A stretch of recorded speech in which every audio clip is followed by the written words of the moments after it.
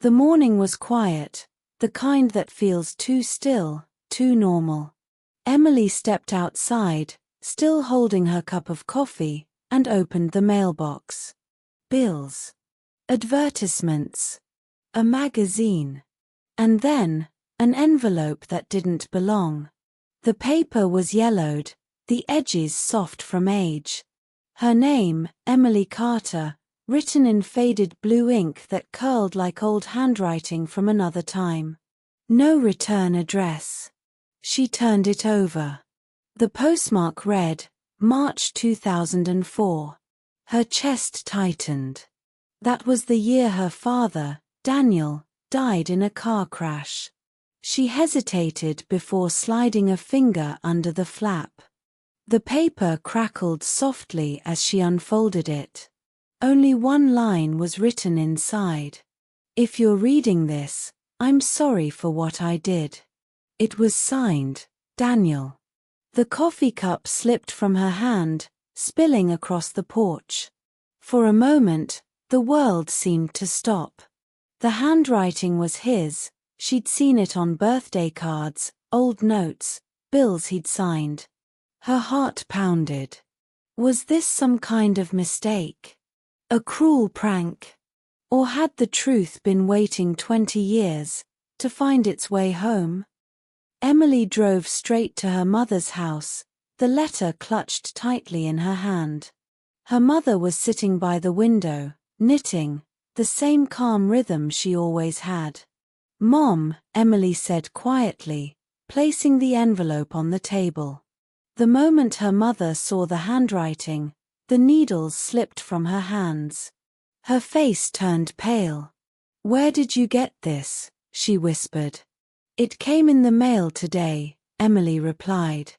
"It's from Dad." Her mother stood abruptly, shaking her head. "That's not possible. It's been 20 years. "I know," Emily said, her voice trembling. "But it's his writing. I'm sure." Her mother's eyes filled with tears. "Some things are better left buried, Emily. Don't go looking for answers that will hurt more than they heal." But that night, Emily couldn't sleep. The letter burned in her thoughts, the words echoing, "I'm sorry for what I did." She climbed up to the attic, the air thick with dust and forgotten years. Old trunks. Boxes. A stack of yellowed newspapers. In the corner, she saw a box labeled Family Documents.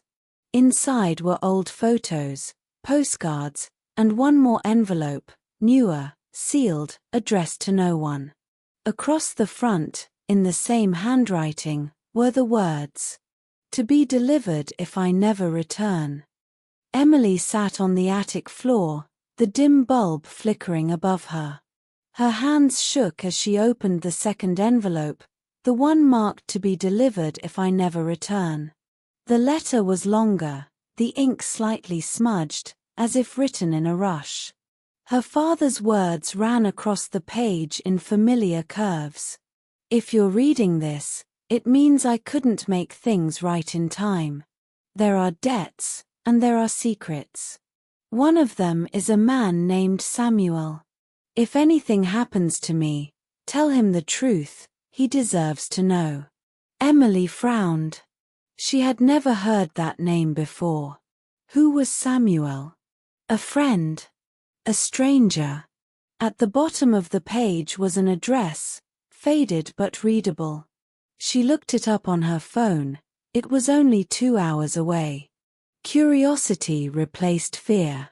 She folded the letter carefully and drove out the next morning, the road stretching through quiet towns and endless memories.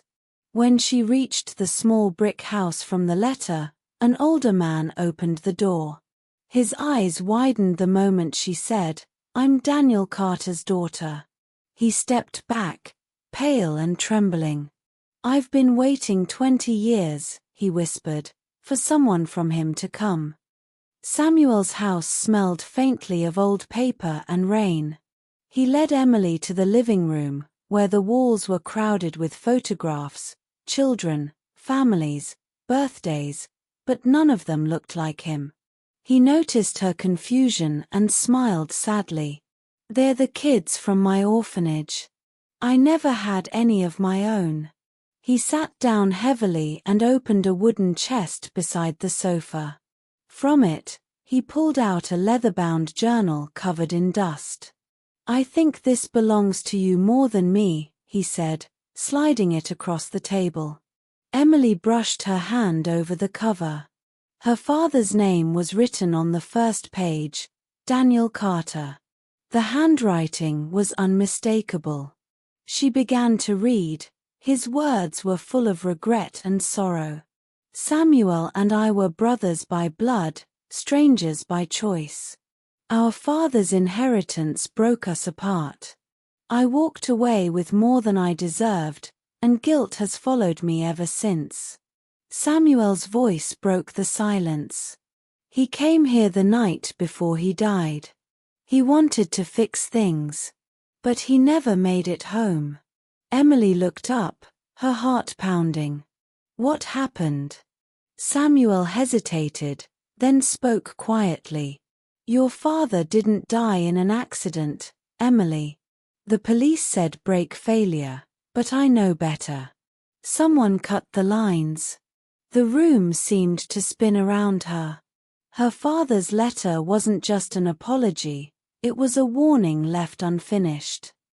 Emily drove home in silence, the journal resting on the passenger seat like a heartbeat she could almost hear.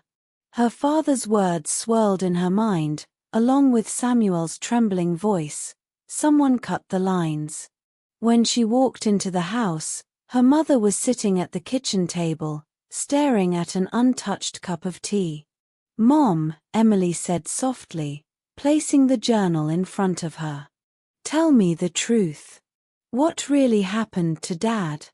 Her mother's eyes filled instantly. "You went to see Samuel, didn't you?" "Yes," Emily whispered. "And I know the accident wasn't an accident." For a long moment, her mother said nothing. Then, slowly, she nodded. Tears rolled down her cheeks as she spoke. "Your father, he found out that his business partner was laundering money. He was going to report him. That night, he left to meet the police, but he never made it there." Her voice trembled. "They only meant to scare him. They didn't mean to." She stopped, choking on the words. Emily's breath caught. "You knew." Her mother's hands shook as she clutched the teacup. "I knew enough to stay quiet. They threatened us, Emily. I had to protect you." The truth settled like a weight between them, heavy, painful, and years too late. Her father hadn't just died for honesty. He'd died keeping them safe. That night, Emily sat by the window with both letters spread out before her, one from the mailbox, the other from the attic. The lamplight made the paper glow softly, as if her father's words were alive again. She read the final lines over and over. "If truth ever reaches you, don't hate the silence that kept you safe." Tears blurred the ink. She finally understood, the quiet years, the unanswered questions, her mother's fear, none of it was betrayal. It was love choosing silence over danger. She folded the letters carefully and slipped them into her bag. The next morning, she drove back to Samuel's house. He greeted her at the door with the same weary kindness in his eyes. "I brought you something," Emily said, handing him copies of the letters and the journal pages. Samuel held them as if they were sacred. "She was right to protect you," he said softly. "Daniel would have wanted that." They sat together in silence, no anger, no bitterness, just two lives bound by the same man's love and loss. When Emily stood to leave, Samuel smiled faintly. "You finally heard his voice," he said. And for the first time in 20 years, Emily felt that her father had truly spoken to her, not from a grave, but from the heart he left behind. Days turned into weeks, and life slowly returned to its quiet rhythm.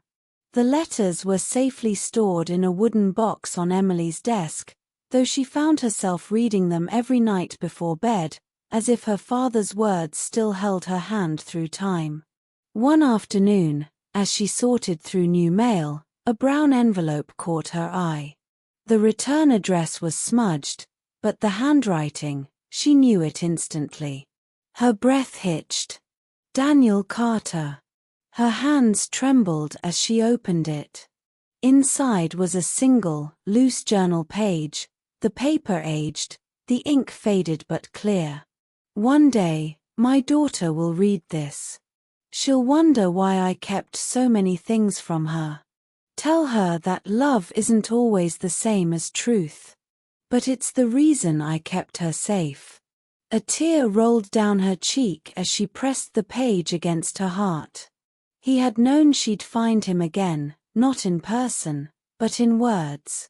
Emily placed the letter beside a framed family photo on the windowsill. Outside, the trees swayed gently in the evening wind, and she thought she could almost hear a sigh. A breath released after years of holding on. Some letters arrive late because the heart that wrote them wasn't ready to let go. And when they finally reach us, they don't just tell the past, they heal it. Thank you for listening. If this story touched your heart, please like, share, and subscribe to Academia Bees for more emotional English stories every week.